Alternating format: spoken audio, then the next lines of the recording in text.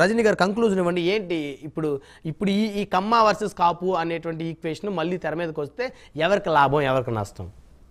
Sir, ఇక్కడ లాభ నష్టాలు చూసుకునే పరిస్థితుల్లో ఈ ఎలక్షన్ లేదండి. కేవలం త్యాగాలు మాత్రమే చూసుకోవాల్సిన అంటే త్యాగాలు ఒక సామాజిక వర్గమే చేయాలి. మీరు ఆగండి, బ్రహ్మనాయుడు గారు నన్ను కంక్లూడ్ చేయనివ్వండి. కాపు అనే వ్యక్తి ఈ రోజు కొవ్వొత్తి కరిగినట్టు కరిగిపోతే ఆ వచ్చే కాంతిలో రాష్ట్రం మొత్తం బాగుపడాలని మనస్ఫూర్తిగా కోరుకున్నవాడు మా నాయకుడు అండి. ఈ రోజు ఎటువంటి కన్క్లూజన్ లేదండి. ఈ రోజు విడుదల రజనీ గారికి చిడతలు కొట్టే ప్రతి ఒక్కరికి మేము చెప్తున్నాం, ఈ రోజు బలమైన పార్టీ అనేది తీసేయండి, బలహీనమైన పార్టీ అనేది తీసేయండి. ఈ రోజు అందరం కలిసి కూటమిగా పని చేసుకుంటున్నాం. ఈ రోజు గల్లా మాధవి గారు ఒక బీసీ బిడ్డని గెలిపించుకోవడంలో గుంటూరు దమ్మేంటో చూపిస్తాం.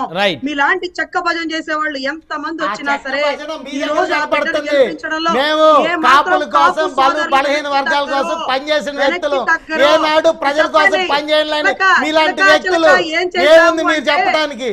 మీరు మదనపల్లిలో జరిగిన ఒక కేసును నేను చూసా. మీరు వాదించేది మీ పరిస్థితి ఏంది, మీ మానసిక పరిస్థితి ఏంటో నాకు తెలుసు. అభిమానం ఉంటే ఒక కాపు ఆడబిడ్డ గొంతు కోసి ఈ రోజు ఆ వగలాడి ఏదైతే విడుదల కుమారస్వామిని పెళ్లి చేసుకుందో మన ఇంటి కాపు ఆడబిడ్డకి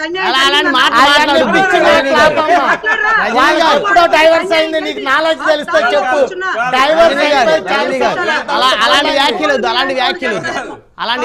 ఇలాంటి మీరు చాలా వ్యాఖ్యలు చూసాం. మీరు అలాంటి వ్యాఖ్యలు వద్దు రజనీ గారు.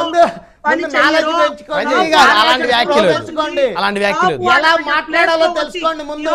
రాష్ట్రాన్ని సైబరాబాద్ మొక్కలాగా చిన్న రజనీ గారు దయచేసి ఈ రోజు చంద్రబాబు నాయుడు గారు కూడా ఎన్టీ రామారావు గారిని వెన్నుపోడు కాంగ్రెస్ పార్టీలో ఉన్నప్పుడు ఏం చెప్పారో ప్రజలందరికీ తెలియపోతే నాలెడ్జ్ తెచ్చుకోండి.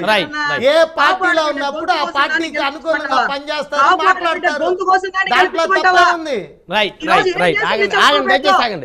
ఒక 10 విషయాలు చెప్పు, 10 విషయాలు చెప్పండి. ఏం చేసిందో చిలకరూపేటలో కాపాడబిడ్డ ప్రభుత్వంలో పార్టీ విడుదల రజనీ గారు, అది రేపు ప్రజలు 2024 ఎలక్షన్స్ లో వైఎస్ఆర్ కాంగ్రెస్ పార్టీ పనితీరు అంటే ఎమ్మెల్యేల పనితీరే దాని ద్వారా రుజువు చేస్తాయి.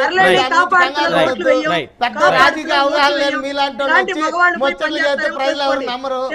మీలాంటి మగవాళ్ళు రాజకీయ అవగాహన, ప్రజా అవగాహన, సమస్యల మీద